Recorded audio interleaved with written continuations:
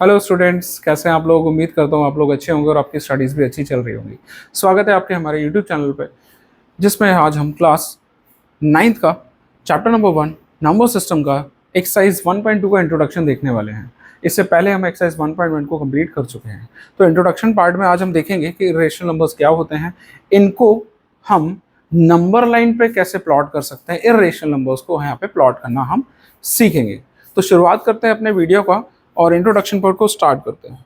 Now what are irrational numbers, तो हम इसकी डेफिनेशन ऑलरेडी पहले समझ चुके हैं कि इरेशनल नंबर्स वो नंबर्स होते हैं जिनको मैं P upon Q, that is denominator और न्यूमरेटर की फॉर्म में रिप्रेजेंट नहीं कर पाता हूं, तो वो नंबर्स हमारे क्या कहलाएंगे, इरेशनल नंबर्स कहलाएंगे। Clear.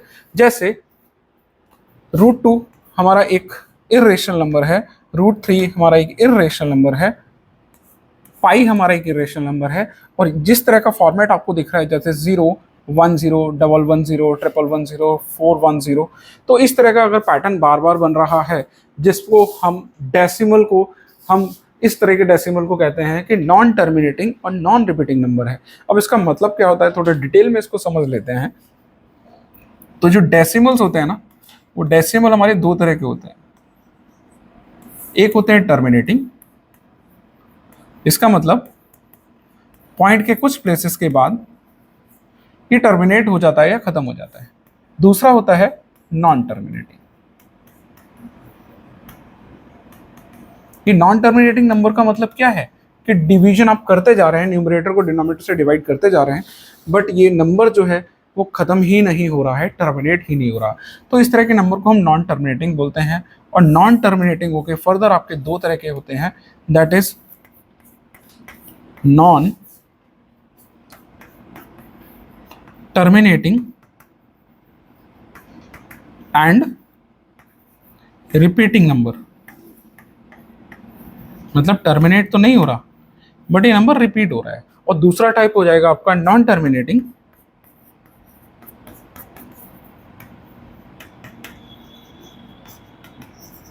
And non repeating.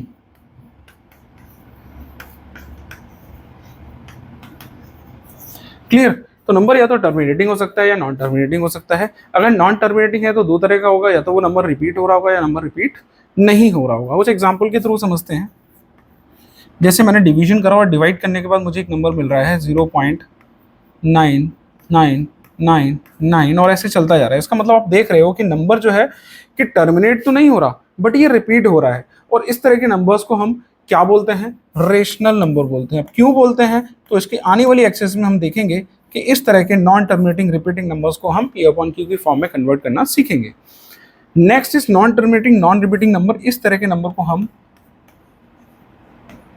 Irrational number बोल सकते हैं। क्यों? क्योंकि कोई भी पैटर्न इसमें फॉलो नहीं होता। एग्जाम्पल के लिए आप देख सकते हैं, जैसे एक नंबर है मेरे पास, जैसे भी एग्जाम्पल हमने देखा यही वाला कि भाई 0 है, 0.10 110 111 और ये बढ़ता जा रहा है। इसका मतलब कोई पैटर्न भी इसमें फॉलो नहीं हो रहा और कोई नंबर भी इसमें रिपीट नहीं हो रहा, ना ही ये टर्मिनेट हो रहा। तो इस तरह के नंबर को हम इर्रेशनल नंबर्स बोलते हैं। क्लियर। अब इन वाले नंबर्स की बात करें, जैसे पाई की बात करें, तो पाई हमारा क्या है, 22/7 वैल्यू होता है। और अगर 22 को मैं डिवाइड करूं तो आप इसको डिवाइड करते जाएंगे, ये कभी खत्म नहीं होने वाला। जैसे 7 से इसको आप डिवाइड करो तो 7 3 हो जाएगा 21। सो दिस इज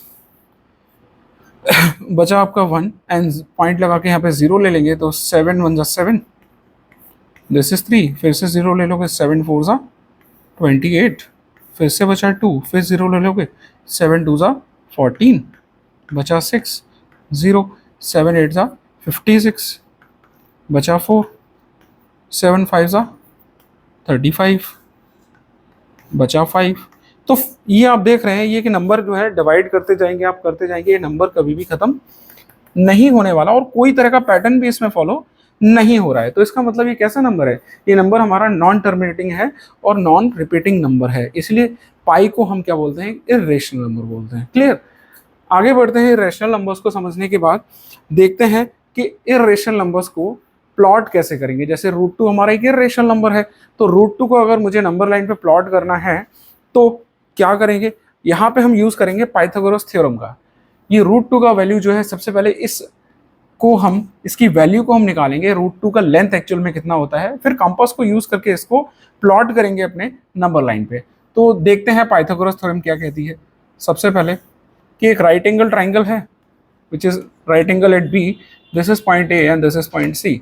सो मान लेते हैं BC का लेंथ है 1 सेंटीमीटर है और AB का लेंथ भी कितना है 1 सेंटीमीटर है। तो पाइथागोरस थ्योरम क्या कहती है कि परपेंडिकुलर का स्क्वायर प्लस बेस का square is equal to hypotenuse का स्क्वायर।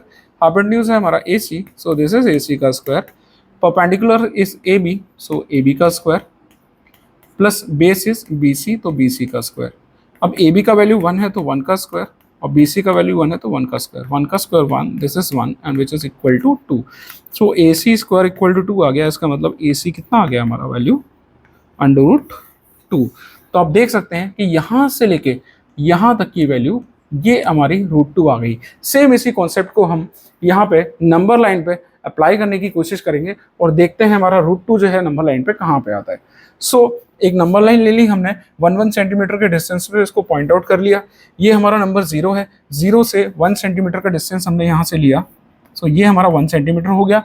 फिर यहाँ से 90 डिग्री पे 1 सेंटीमीटर की लाइन एक और खींची।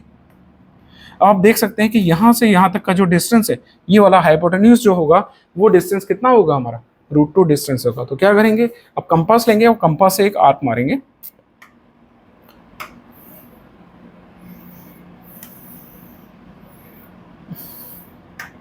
राइट,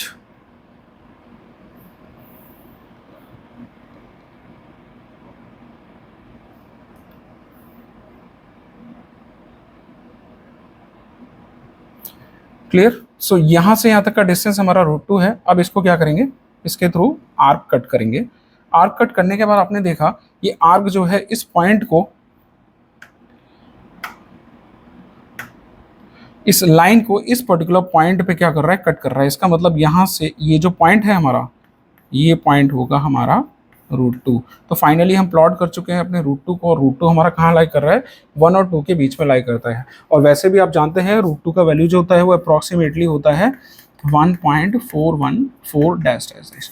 तो ये जो वैल्यू है 1 और 2 के बीच में इस पर्टिकुलर पॉइंट पर लाई कर रही है। क्लियर है, आसान था। आपने देखा कि क्या करा हमने, नंबर लाइन पे हमने सबसे पहले क्या करा, 1 सेंटीमीटर का एक डिस्टेंस लिया और उसको पॉइंट आउट कर दिया 1। फिर उस पर्टिकुलर पॉइंट 1 सेंटीमीटर के डिस्टेंस से एक परपेंडिकुलर लाइन खींची 1 सेंटीमीटर की, सेम इसी वाली कॉन्सेप्ट को यूज करते हुए। तो यहाँ से इस पॉइंट से लेके इस पॉइंट तक का डिस्टेंस, दैट मान लीजिए O है और ये पॉइंट है आपका A, तो OA डिस्टेंस हमारा जो है वो क्या हो जाएगा, √2 डिस्टेंस हो जाएगा। क्लियर। और यहाँ से फिर कंपास रखे एज अ रेडियस, हमने यहाँ पे इसको आर्क से कट करा नंबर लाइन को, जो कि जहाँ पे जिस पे कट कर रहा है वो पॉइंट हमारा √2 कहलाएगा। क्लियर। सेम इसी तरीके से हम क्या करेंगे आगे, √3 को भी प्लॉट करने की कोशिश करेंगे। सो लोकेट करेंगे √3 को नंबर लाइन पे। कॉन्सेप्ट वही पाइथागोरस का यूज करने वाले हैं। तो फिर से एक राइट एंगल ट्राइंगल ले लेते हैं। अब यहाँ पे √3 को अगर हम नंबर लाइन पे लाना है तो ये मेरा 90 डिग्री एंगल हो गया। ये वही सेम B पॉइंट है, ये A पॉइंट है और ये हमारा C पॉइंट है। नाउ जो बेस है उसे हम मान लेते हैं कि हमारा कितना है, ये वैल्यू √2 है। ये डिस्टेंस जो है हमारा ये वाला परपेंडिकुलर, ये है 1। तो ये डिस्टेंस कितना होगा आइए देख लेते हैं। दैट इज AC का square is equal to AB का स्क्वायर प्लस BC का स्क्वायर। नाउ AC का वैल्यू तो हमें पता नहीं है, AB का वैल्यू हमें पता है 1, तो 1 का स्क्वायर हो जाएगा और BC मतलब √2 का स्क्वायर कर देंगे एक्चुअल में। सो 1 का स्क्वायर 1 हो जाएगा, √2 का स्क्वायर 2 हो जाएगा, 2 + 1 हो जाएगा 3 एंड यहाँ से AC स्क्वायर इक्वल टू 3। इसका मतलब AC का वैल्यू कितना आ गया यहाँ पे, √3 आ गया।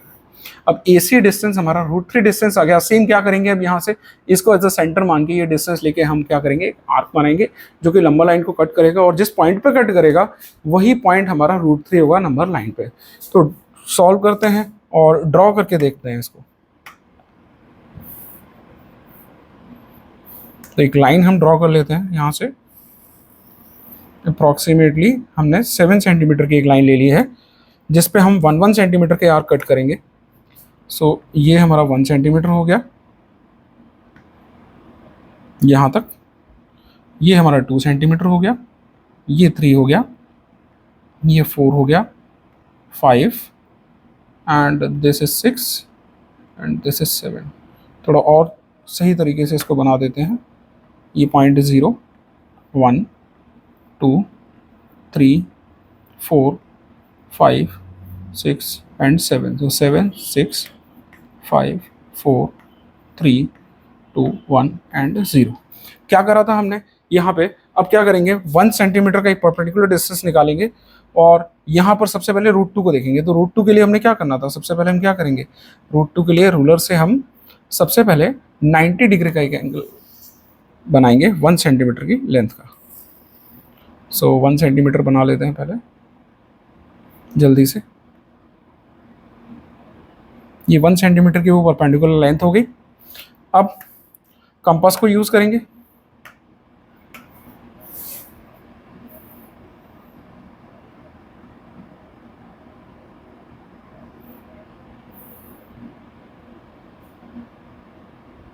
नाउ इसे कट करेंगे।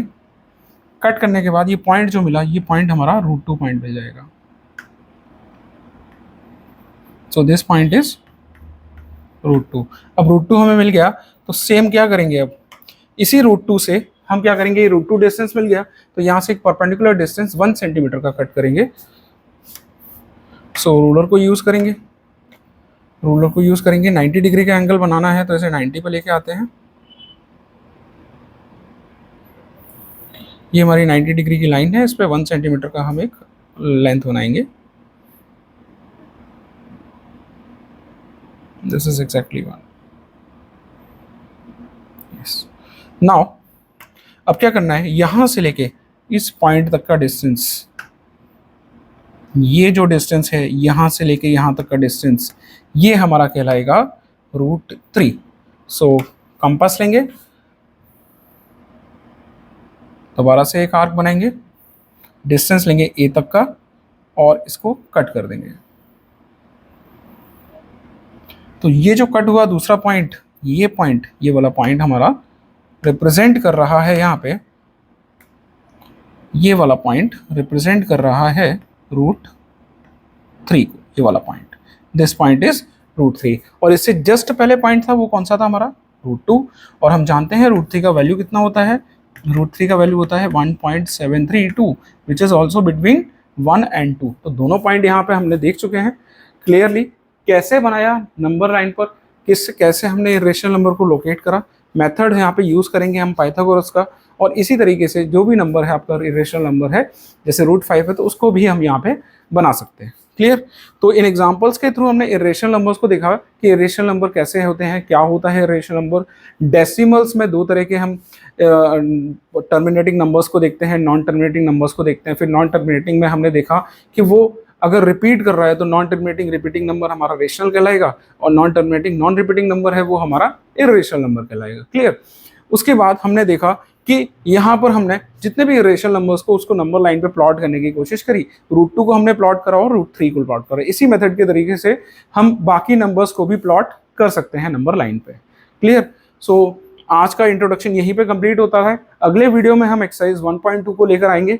अगर आपको समझ आ रहा है, चीज़ें क्लियर हैं आपको आसानी तरीके से, अगर आप समझ पा रहे हैं एक्चुअल में, तो सब्सक्राइब करना ना भूलें और वीडियो को लाइक करना ज़रूर।